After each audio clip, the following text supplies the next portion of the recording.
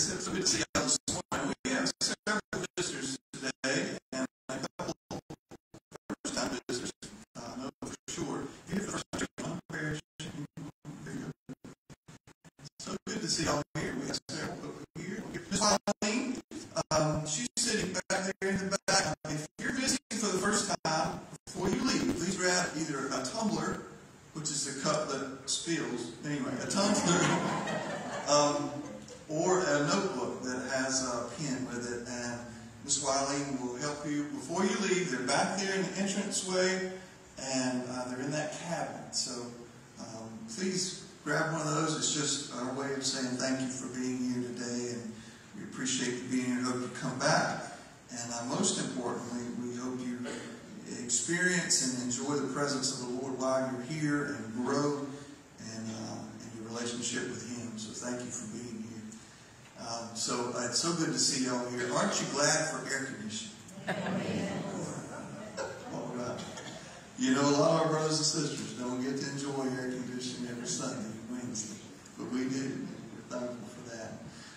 Please make note of everything in your bulletin, the announcements of things coming up, Bible study opportunities from Women's Bible Study tomorrow, and our Wednesday night Bible study happening each week. Team leaders, church leadership team meets this Tuesday, and it's very important that you come. We had a regular meeting this past Tuesday, but we're going to have another meeting this coming Tuesday because homecoming is right around the corner, and our fall giveaway is also. So please be here. If you're a team leader, please be here at 7 o'clock this Tuesday night. And I'll read everything else there in the bulletin as far as the flowers and everything else going on with birthdays and different things going on.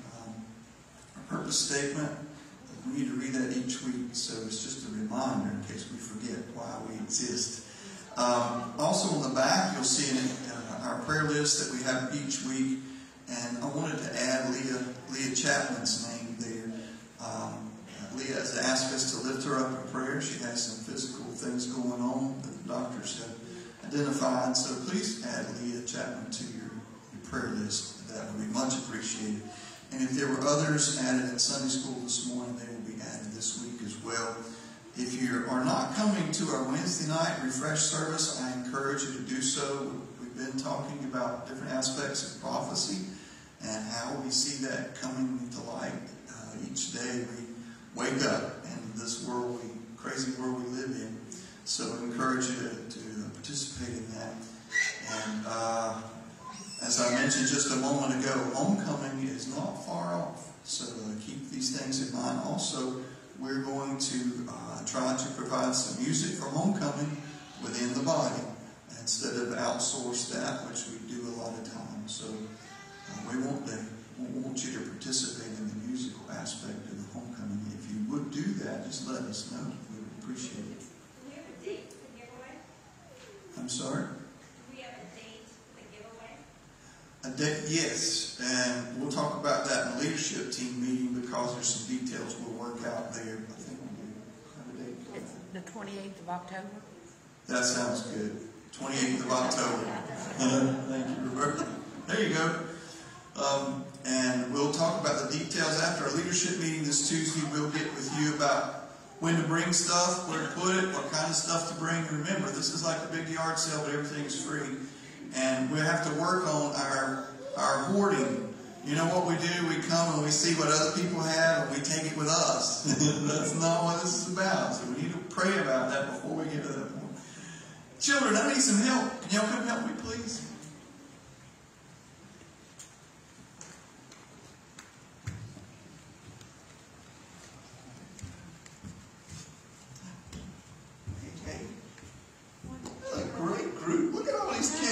This morning. Woo-woo. Are y'all doing well? Everybody good? You ready to go back to school? Oh, okay. Some are. I see that. Some are, some aren't. What do I have in my hand? Can y'all play this thing? Oh, there went the pig.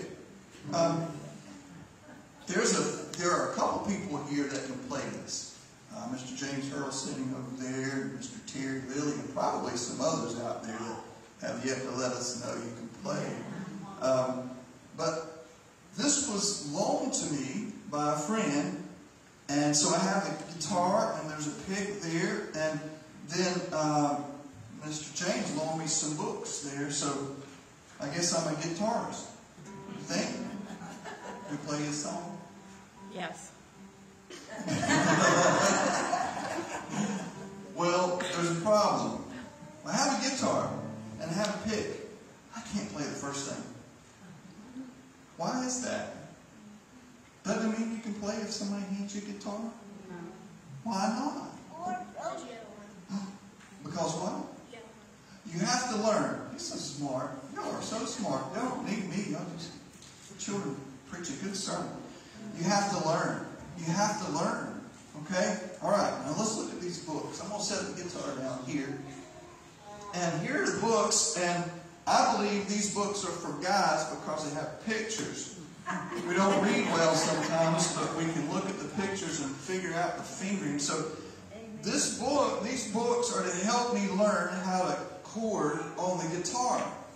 And I have to read it and spend time in it. And as Ryan said, I have to learn. I have to learn. And the cool thing is, the more I study and learn, something happens in my little mind up here, and it works through my fingers so that I learn to play the guitar, and I become a guitarist. I become someone that can use that to produce music, but it's not automatic. When I first get that, I don't even know where to start. Okay? Today in our worship time here with the adults, we're talking about sanctification. Sanctification is a Bible term, and it has a couple meanings. But the thing we're talking about today is what God does inside of you. When you first place your faith in Jesus, you come as you are. Remember, Jesus got his apostles, and he went to the seashore, and he got the fishermen. He said, "You come follow me. I will make you fishers of men." And he went to the tax office for Matthew, and the other apostles probably said, "Why are we here?" Because they didn't even like tax gatherers. And he said, "Matthew, you come follow me." So he went and got all these people that weren't believers already and said, "Come and I will make you." That's what sanctification is. It's a process. So that when we become Christians, our language might be a little rough. We might be somebody that would have rather cheat on a test than study for a test.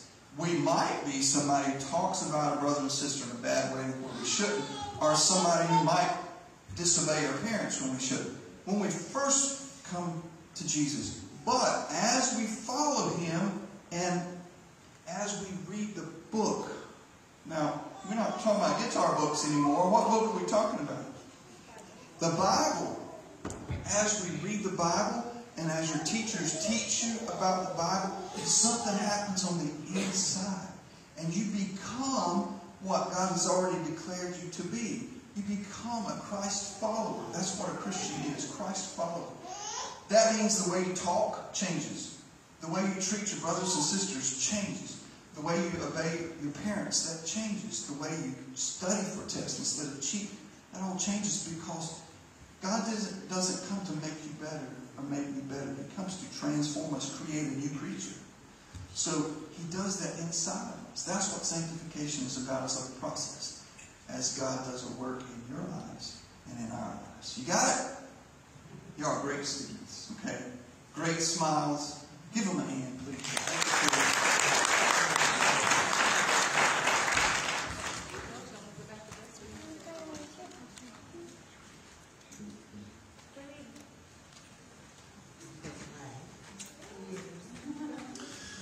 I could really play a little Bach on that, but I just thought I'd wait till later to...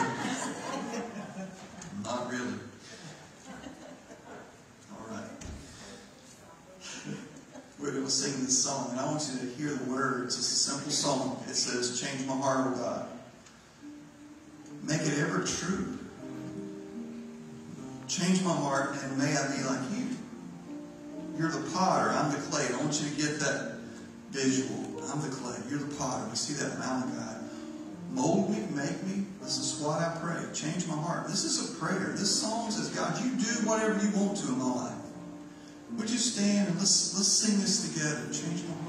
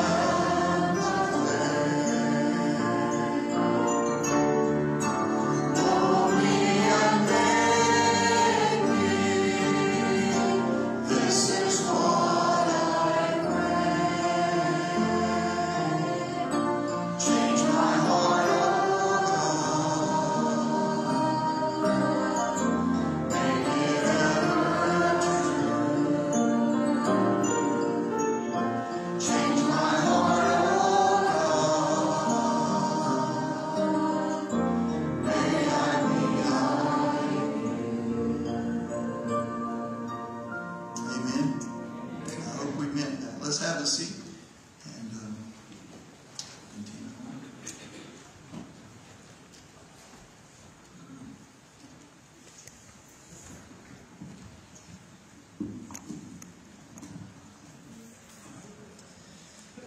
All right. Today in your bulletin, you will see that it's entitled Sanctification, but it's a little misleading. Now, I gave the title, so it's not a misprint. It's a little misleading because as we read this text, you will see that it talks a whole lot about sin. And so to understand sanctification or even see the need for sanctification, we must start at the beginning. Now, I know what you're thinking. I didn't come here to hear the preacher talk about how sinful I am. Well, I'm with you. I'm with you. That's rough. Well, the good news is you're not going to hear the preacher talking to you about how sinful you are. You're going to hear the Word of God talk to us about how sinful we are. And the good news of what was provided to take care of that. Okay? That sin nature and who we are naturally in our sin.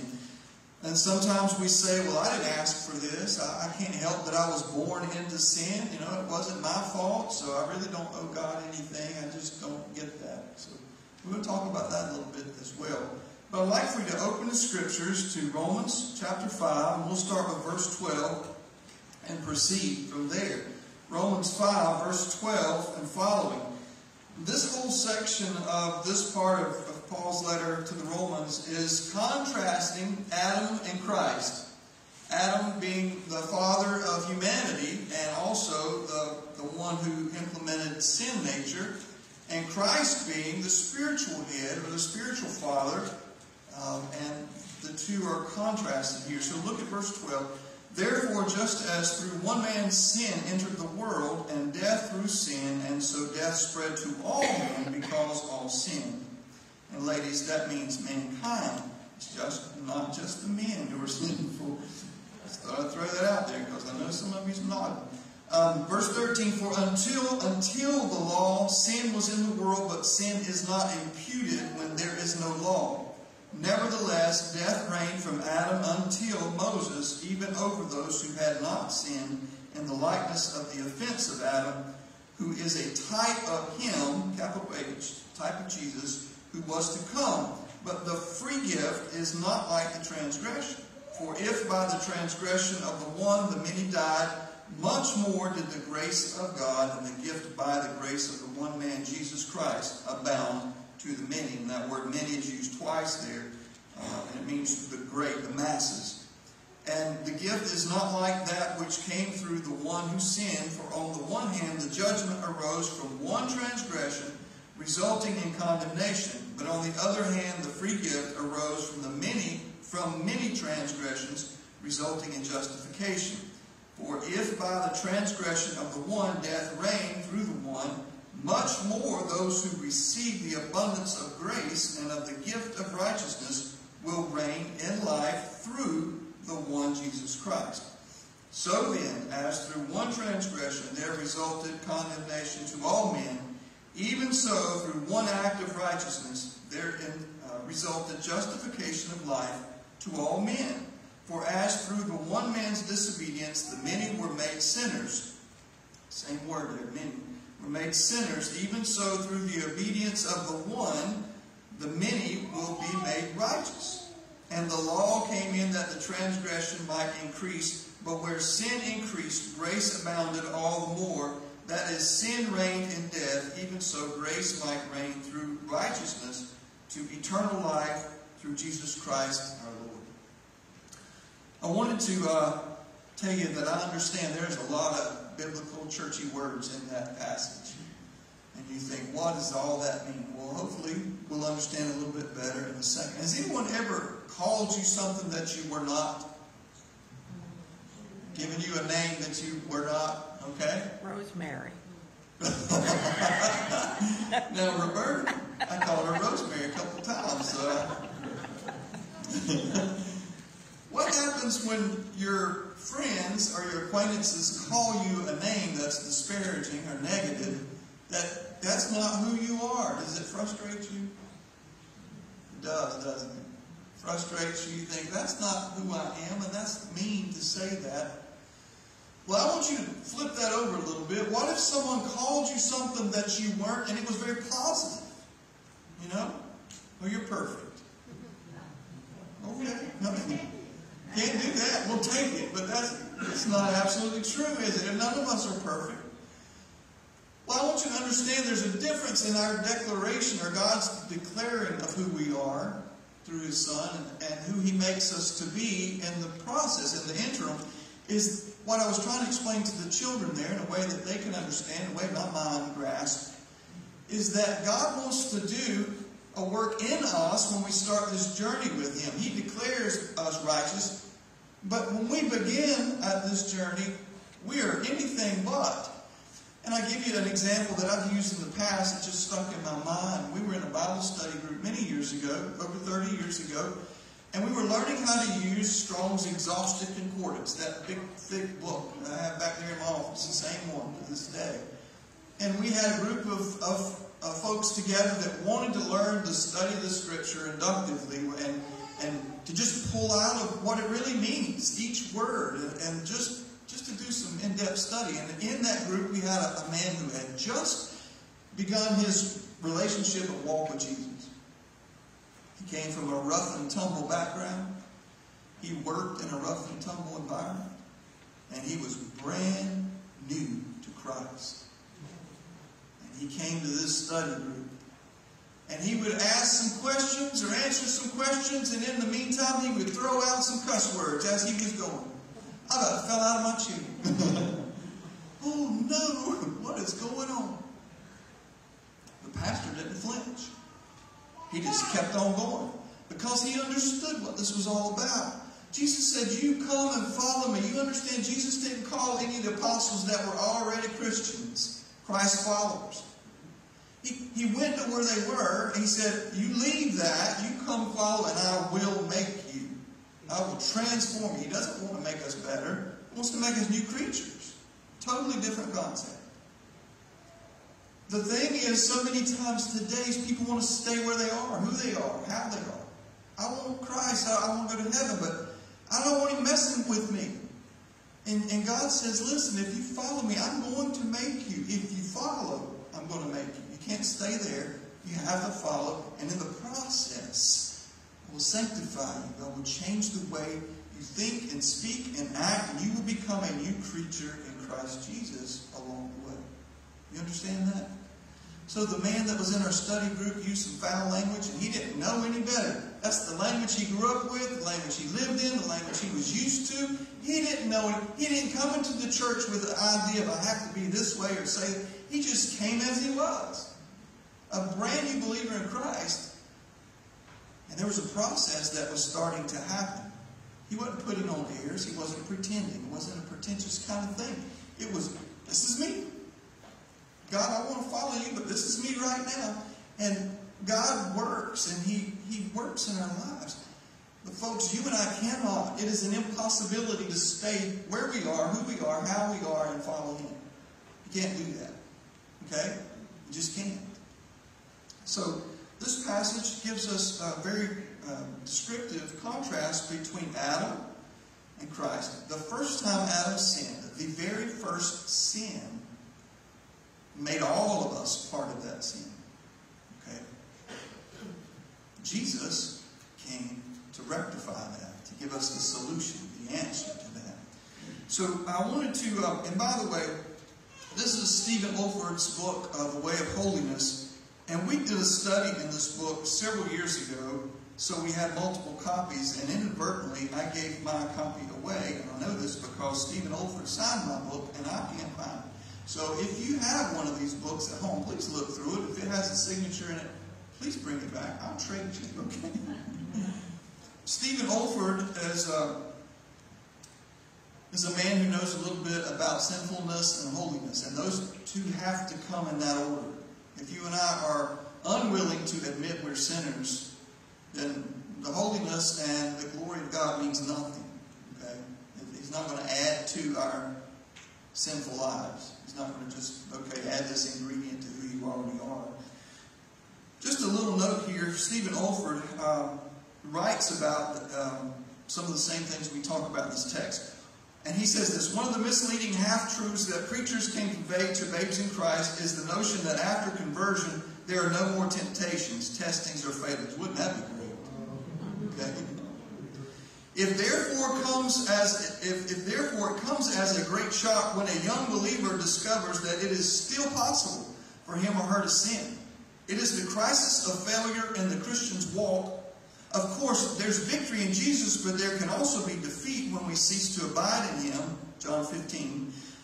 John the Apostle reminds us that if we say that we have not sinned, we make him, God, a liar, and His word is not in us. And that's 1 John 1:10. So how many of us are sinners? All of us. Okay. The signpost of sin is highlighted in the passage that we're going to talk about. And just a couple of things I'll share here with you. This talks about the mystery of sin in the believer's life. To him who knows to do good and does not do it, to him it is sin. James 4:17. Although this verse can be applied to the unregenerate, it is primarily a message to believers. James has referred already to believers as doers of the word and not hearers only. James 1:22. Those who have received the implanted word. At the same time, there's a mysterious moral dualism. We'll talk about that. The first thing that Stephen Olford mentions here I want to share with you is the polarization of believers' life. Listen to this. See if it sounds familiar to you. For the flesh lusts against the spirit against the flesh, and these are contrary to one another. You find that in Galatians 5:17. Have you ever experienced a tug-of-war in your life, a desire to please God, yet a desire to please self? That's not a rhetorical question. Have we ever faced that tug-of-war? I know this is the right thing to do, but I really don't want to do that. Or I know this is the wrong thing, but that's really what I want to do. You ever come across that bridge? Crossed it? Yeah. Okay. Here Paul contrasts the self-centered life with the spirit-centered life and shows that these are contrary to one another. To will is present with me, but how to perform what is good I did not find. And Paul writes about that a couple of chapters later, Romans 7:18. Therefore, to him who knows to do good and does not do it, to him it is sin. James 4:17. Self-centered life. Folks, this is all of us right here to some degree or other.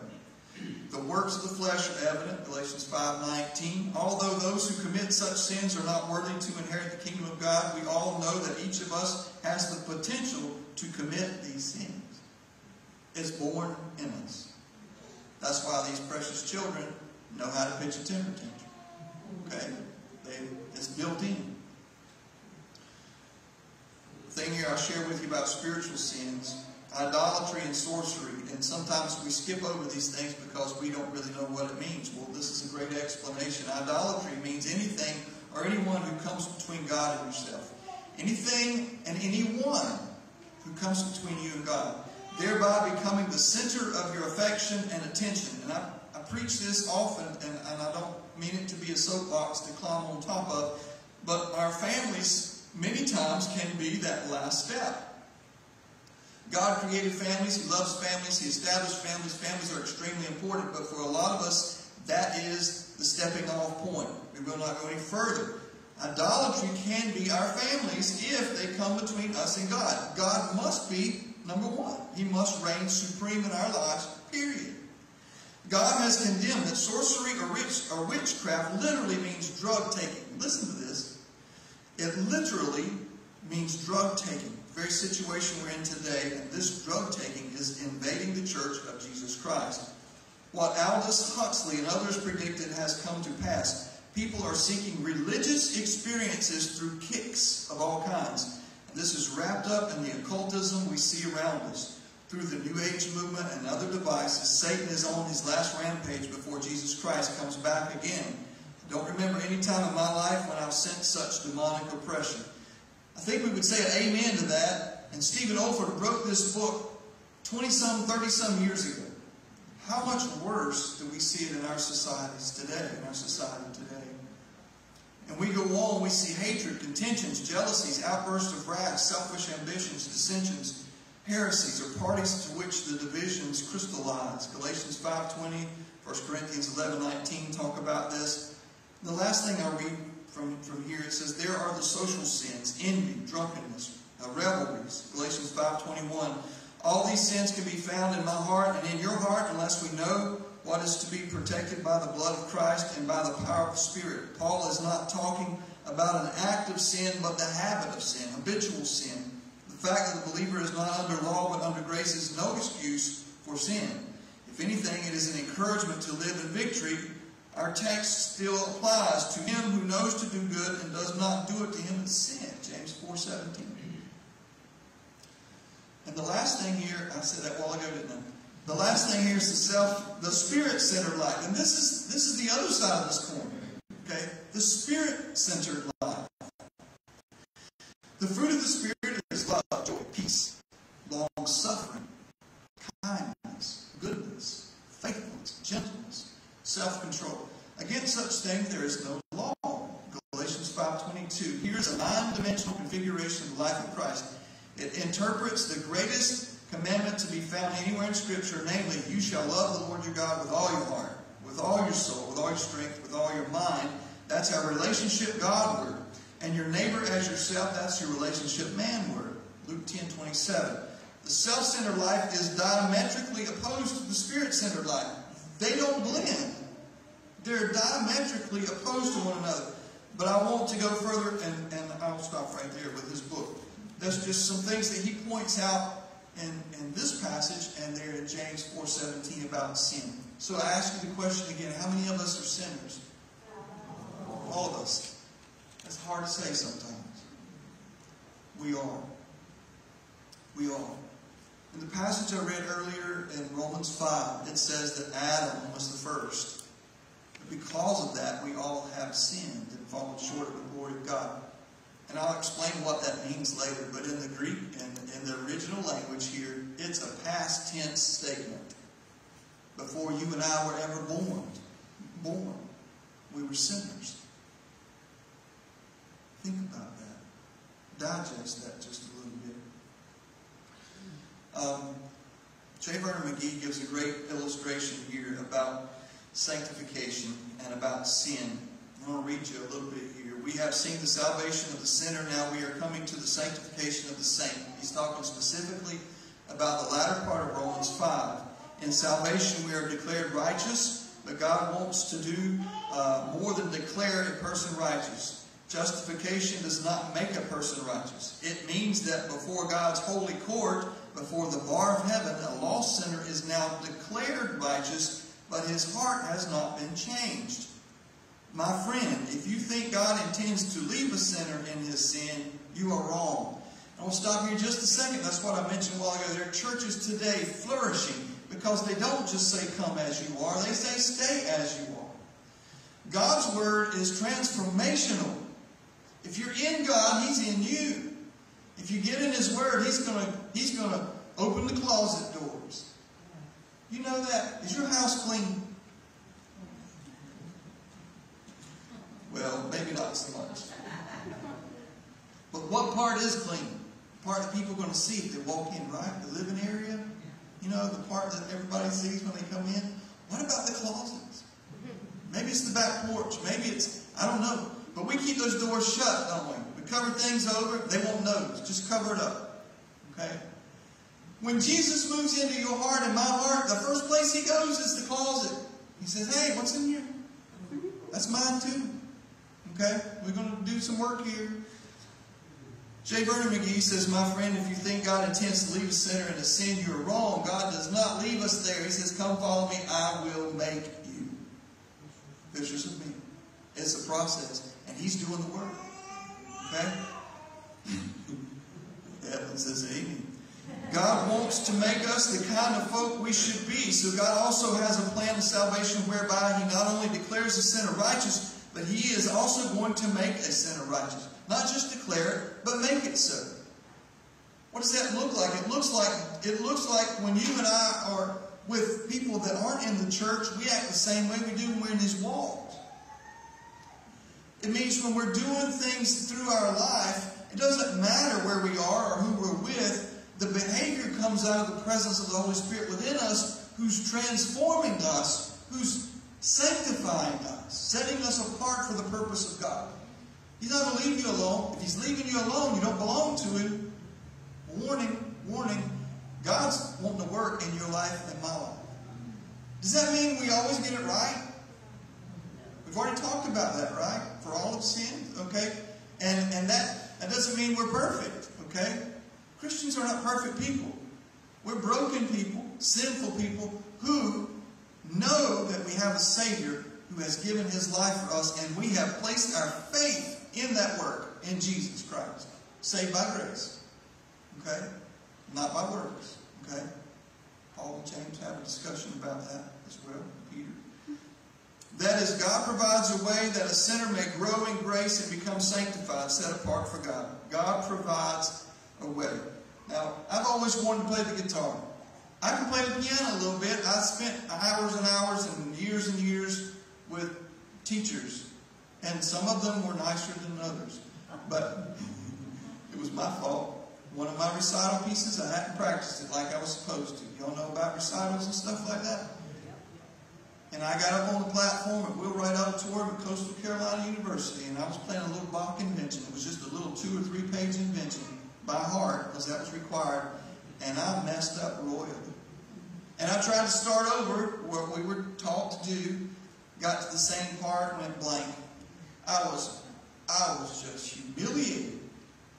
Have to stand up, bow to the people like you did something, and walk off the platform. And my piano professor came up to me afterwards, and these were her words of wisdom. You know what you're going to play next time, don't you?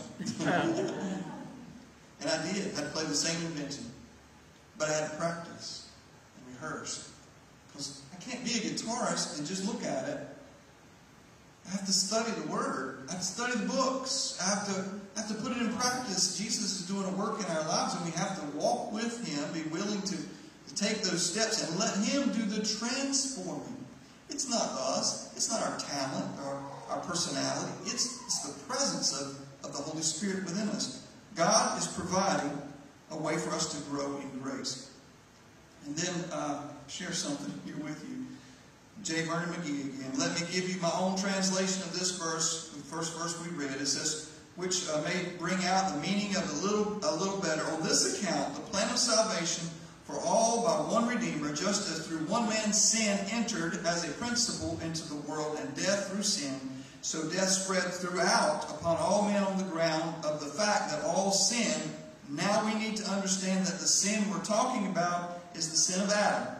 The first sin of Adam, not the second one or his third or fourth. His first sin of disobedience in the Garden of Eden, which brought death upon all his offspring. That's when death entered the world, because of sin. Now that brings J. Vernon McGee says, now that brings me back to consider something that is very important. You and I are sinners. We've covered this a couple of times already. He says, as we have said in 4 different ways. The first one is we are sinners because we commit acts of sin. I want you to see this and remember this. We are sinners because we commit acts of sin. Okay? The second thing is we're sinners by nature. Sin doesn't make us sinners, but we sin because we have that nature. The third thing is we are in the state of sin. God has declared the entire human family under sin. The fourth and final thing, you and I are also sinners by imputation. That is, Adam acted for the human race because he was the head of it. Imputing is accusing or assigning a charge against us. We're sinners because God has said we are sinners because of what Adam did. Adam being the head of humankind. It is on the basis of the federal headship of Adam that now God is able, through the federal headship of Christ, to save those who will trust Christ. Now, I told you about little kids a while ago. We love the kids, don't we? Miss Evelyn back there is praising the Lord. Little one over here. Braden's back there. Probably got Laurie climbing the walls. They're precious children. Well, J. Vernon McGee, and I remember the first time I ever heard him say anything about children, he called them stinkweeds. I was driving my car. I was laughing so hard I couldn't see to drive, so it was a problem. But why did he do that? He says this, it is true that I got sinful nature from my father, he from his father, and on back. He says, also I passed on that nature to my child and to my grandchildren. And this is what he said. The first grandchild was such a wonderful little fellow. I was beginning to doubt the total depravity of man. But as he began growing up, he began to manifest his depraved nature. Now I have a second grandson, a red-headed boy, and does he have a temper? Y'all know about those red-headed tempers? All right. Now I am convinced again of the total depravity of man. I have seen a manifestation in these two little fellas of a nature they got from their grandmother. All right. So we have this nature within us. Something I'll share with you, I want you to think about. The children aren't born with a language. They're not born with a language. You can take a child that came from Asian parents that was given up immediately for adoption for a French couple. When that child learns to speak, it will speak French because that's the environment it grows up in. Those are the words that it hears. God wants us to spend time with Him, to abide with Him, as John says in 15th chapter, abide in me, I in you. Apart from me, you can do nothing. When we spend time with Him and we read His Word and we commune with Him on a daily basis and a consistent basis, we begin to speak the language that He gives us. We begin to say the things, we begin to act the way, we begin to respond the way that He responds, because that's our influence. Babes in Christ, we begin to take on the language that we hear the most. So what do you hear the most? Are you listening to the language of the world? To the language of the media? Society? Or friends? Maybe even family? Or do we get it from here? Is this the language we're listening to the most? Because just as the babies learn language of the environment they're in the most, they're saturated with it. You and I do the same thing. Jesus working in us through the Holy Spirit is giving us His language. His life. It's the Christ life. And each day we are to yield to that. That's why it says there in the 12th chapter, as living and holy sacrifices. Crawling up on that altar daily. It's a choice to be refined, to be molded. You ever had that clay in your hands? You know, when we were kids in school, the teacher, what was she called? The art teacher? She would come every so often and she would bring big old things of, that's the southern thing, big old square things of clay with her. And we would just get to take some of that clay and make whatever we wanted to make. But we had to pound it into shape and move it and mold it. That's us, folks. We're the clay. He's the potter, not the other way around. Are you willing to remain in His hands? and let Him do the shaping and molding, and sometimes the pounding out? Are you willing to allow Him to transform you? That's what sanctification is all about, folks. But until we understand that we're sinners by nature, and there is a total opposite, polar opposite of the fleshly life, the sinful life that we're born into, and the spiritual life, the God-centered life, and the two cannot coexist. You can't have both of them on the throne of your heart. Yes, there are times that we're going to fail. There are times that we're going to say, God, forgive me. I have chosen to be obedient to my flesh. Absolutely. But you can't leave both of them on the throne of your heart. It's either one or the other. It's either God and a God-centered life, or it's the flesh and a fleshly-centered life. And you can't throw a little God in like you do seasoning sometimes when you cook. You can't throw a little God into a fleshly life and be okay. It must be one or the other. One or the other. A while ago I mentioned to you that the term that we're talking about here, especially in the 12th verse, where it says, therefore, just as through one man sin entered the world, and death through sin, and so death spread to all men because all sinned. Sinned. That past tense, it's a Greek word, a Greek past tense, occurs in all the three verbs in this particular passage. So the entire human race is viewed as having sinned in the one act of Adam's sin. All have sinned. And you find that in Romans 3:23, for all have sinned and fall short of the glory of God. Before you were even born, before I was even born, we were declared sinners because of Adam's first sin. And that's why that term is important to understand. For we all have sinned before you even were born, before we were even here. We were sinners. That's the problem. Is there a solution? Is there a solution? Yes. All right, thank you. Maybe if we work harder. Is that it? No. Maybe if we vote differently. No. What if we dress differently? No. What's the solution? Jesus. We sang a song about the cross a while ago. Jesus. The cross is the solution. And the cross is a symbol for death. I had somebody to say years ago, why do Christians wear the symbol of death around their neck? That's just awful. It's a reminder to us to die to self, and that Jesus died and laid down His life because we couldn't redeem ourselves. And that symbol of death is what you and I must pass through and choose every single day in order for Christ to live His life through us. Okay? Question I'll leave with you this morning is, are you being sanctified? Are we feeling and experiencing God transforming us, making us into different people? Have you ever heard the term, maybe you said it yourself, people never change? You ever said that? Alright, people always change. You think about that. People always change whether they like it or not. It's one way or the other. We either become more grumpy or happier and don't care. We lose our filter, we just change, okay? And the older we get, we change physically, right? Gravity takes over, wrinkles just appear out of nowhere, sunspots become our new color. It's just what it is. People change. But what we're talking about today is a change brought about by the Holy Spirit, a godly change. And that's what we all must yield to if we're going to follow Him. I will make you fishers of men, Jesus says, as you follow me. Take up your cross daily. Follow me. Die to self. Believe in Calvary, the work of Calvary through Jesus Christ.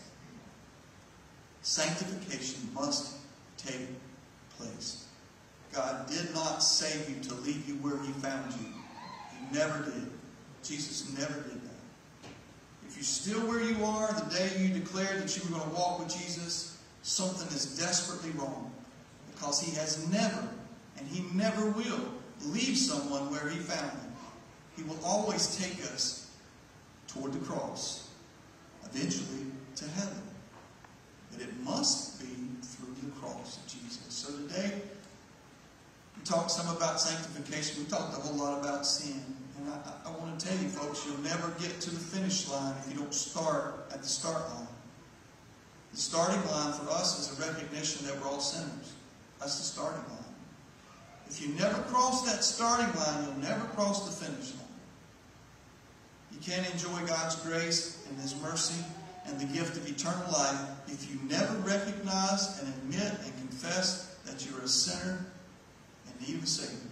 It will never happen unless you start at the starting line. Okay? I love you. And I want you to hear the truth. God loves you so much more. And He has given in His holy word evidence that you and I are in need of a Savior. Don't argue with Him. Trust Him. Agree with Him. That's what confession is about. We're going to sing this last song together. And as we close out our time this morning, it says, I come to the cross. Not I come to a talent that I have, or I come to some family members, or I come to Homewood Baptist Church. I come to the cross. That's where salvation is found, at the cross. The altar is always open, and you know the altar truly is your heart. But I would encourage you to come and pray here. You certainly can pray where you are. But make sure that you come to this place, that you've actually said, I am a sinner. I need a Savior. Father, forgive me. I place my faith and my trust in the Lord Jesus Christ. Be my Lord and Savior. The Lord gets to sit on the throne and Savior. If you've never done that, please don't leave here today without doing so. Would you stand and let's sing together and come to the cross.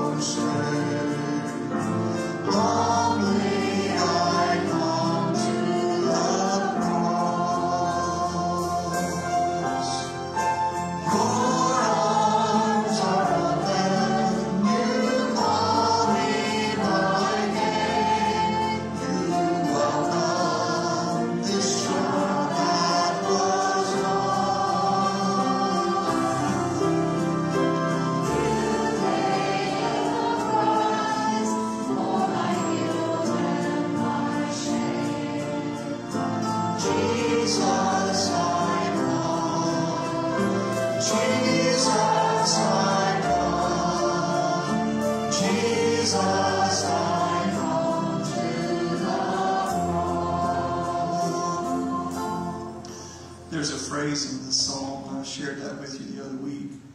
It says, out of my weakness I come into your strength. That's misleading, and it's something that we do a lot. God, I just need you to make me stronger. No. The word actually means, in John 12:32, out of my helplessness, I come into your strength.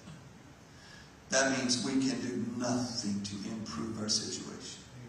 We're not just weak, we're dead in and of ourselves. And we need a Savior. God does not want to help you refurbish your home, your heart. He wants to give you a brand new one. There's a difference. We're not coming to Him in our weakness. We're coming to Him in our helplessness. Amen? All right. Heavenly Father, thank you for your grace, your love, your kindness. Thank you for forgiveness. And thank you for transforming us. Transforming power of the Holy Spirit within us. Sanctifying us. Father, the Christ life is just that. Jesus living in and through us. May we desire that. Father, I pray that you'd help us to get away from wanting you to bless our lives the way we want it to be, but teach us to die to self and allow Christ to live his life in and through us. The clay must remain in the hands of the potter. Lord, thank you for these that have come today, members and visitors alike. May you just permeate their lives and their homes with your presence. May they feel your Spirit with them, Lord, and know that they house the Holy Spirit if they belong to you. I pray, Father, if there's someone here in our midst that doesn't know you, that they would truly understand their sinner in need of a Savior. And just asking you to forgive them, believing in Jesus Christ, truly believing is transformational, and that they would ask you to be their Lord and Savior and yield to your authority. Life will take on meaning the first time. Eternal life will be a possibility and a probability for those who believe in you. Father, I pray that you continue to just draw us to you. Keep us focused, laser focused in this crazy world we live in. And now may the Lord bless you and keep you. The Lord make his face to shine on you and be gracious to you. The Lord lift up his countenance on you and give you peace. In Jesus' name.